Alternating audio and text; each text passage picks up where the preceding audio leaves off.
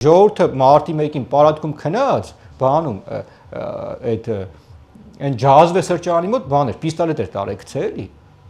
Հետո սրանց մակարդակն ու սրանց ուղեղը նայեք։ Ու հիմա սրանք խրխրում են Արտուր, որտեղ հատուցման պահը եկել է։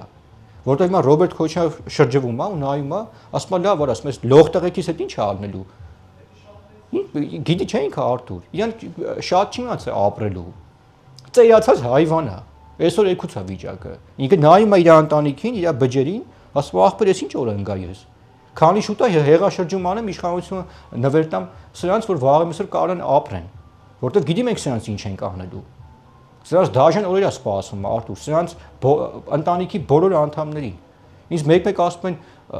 գիտեք ինչն է հետաքրքիր, մի երկու հոգի տենց կան, ասում են ընտանիքին արան, բայց բան մի ասա։ Ես բացատրում եմ, ասում եմ, ես մեղավոր եմ, որ Քոչարյանի հարցների անունով ապօրինի գույք կա։